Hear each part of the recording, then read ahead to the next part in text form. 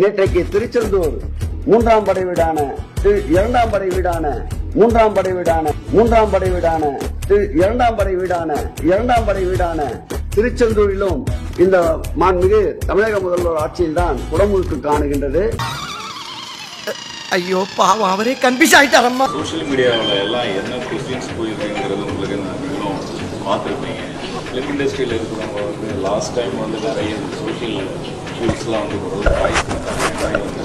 பயப்படாத பயப்படாதா, ஏண்டா தயங்குற? தைரியமா சொல்றா, சொல்லு. நீ தான் தைரியமா நாளத்தை சொல்லு, சொல்றா. நெக்ஸ்ட்னா இன்னார்தான் கோபால சொன்னா பின்னால எதுவும் பிரச்சனை வரும் யோசிக்கிறானே. என்னடா கோபால, அப்படித்தானே? மக்கள் வரி பணத்துல சம்பளம் வாங்கிக்கிட்டு ஜனங்களுக்கு எதிரான முதலாளிக்கும் அரசியல் வியாபாரிக்கும் வேலை செய்யற யூனிஃபார்ம் போட்ட ஒரு ரவுடி மாதிரி தெரியுது. ப்ராப்பர்ட்டி பத்தி பேசுங்க. இந்த நடிகர்கள் கம்யூனிசம் சித்தாந்தம் அருவாள் சுத்தி டேய் போய் உட்கார்ற ஓரத்துல நின்றுவாங்க மக்கள். அப்படி என்ன பண்ற? மக்கள் மேனிபுலேட் தானே பண்ற. உங்களுக்கு தேவையானவங்க எல்லாம் இருந்தாங்கன்னா ஆச்சரியத்துல இருந்தா அப்ப பேச மாட்டோம். நம்ம நீலாம் ஏண்டா உசுரா இருக்க?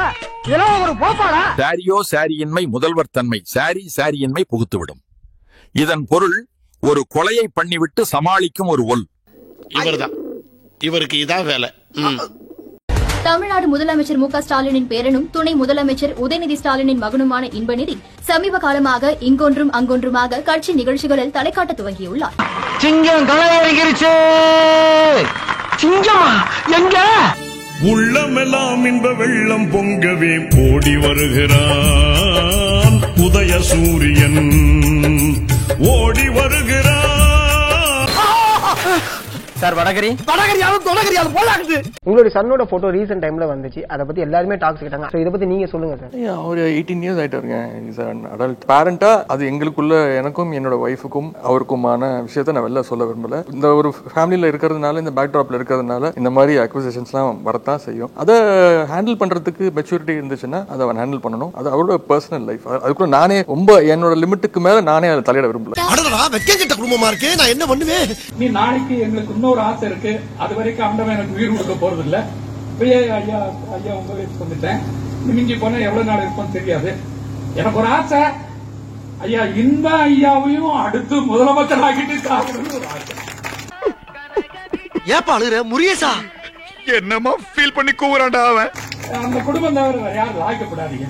அந்த குடும்பம் தான் நமக்கு சரியா வரும். ஆக இன்பம் யாருன்னா ஐயா உதயநிதியுடைய பையன், எங்க தளபதி மு.க. ஸ்டாலின் பேரன். அவர் இந்த நாட்டுக்கு முதலமைச்சரா வருவார். சூப்பர் பா. 5000 இன்கிரிமென்ட். ஓகே தேங்க்யூ சார், வாங்கிக்கிறேன். திமுகவின் அடுத்த தலைமையாக உதயநிதி ஸ்டாலின் முன்னிறுத்தப்படும் நிலையில் கலைஞர் தொலைக்காட்சியில் அவரது மகனுக்கு பொறுப்பு வழங்கப்பட்டுள்ளது.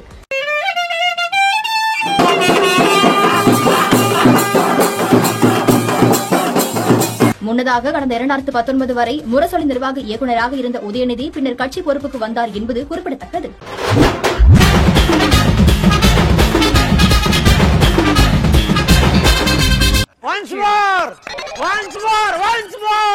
திமுகவின் அடுத்த தலைமையாக உதயநிதி ஸ்டாலின் முன்னிறுத்தப்படும் நிலையில் கலைஞர் தொலைக்காட்சியில் அவரது மகனுக்கு பொறுப்பு வழங்கப்பட்டுள்ளது.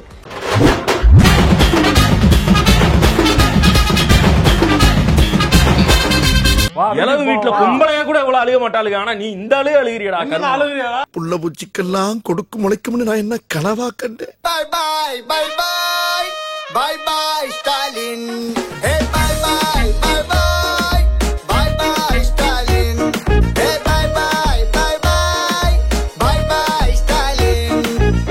நடிக்காதே நடிக்காதே நீ நல்லவன் போல நடிக்காதே. விடியாதே விடியாதே நீ இருக்கிற வரைக்கும் விடியாதே. கிடைக்காதே கிடைக்காதே நீ ஓட்டே உனக்கு கிடைக்காதே. முடியாது முடியாது திரும்ப ஆட்சிக்கு வரவே முடியாது.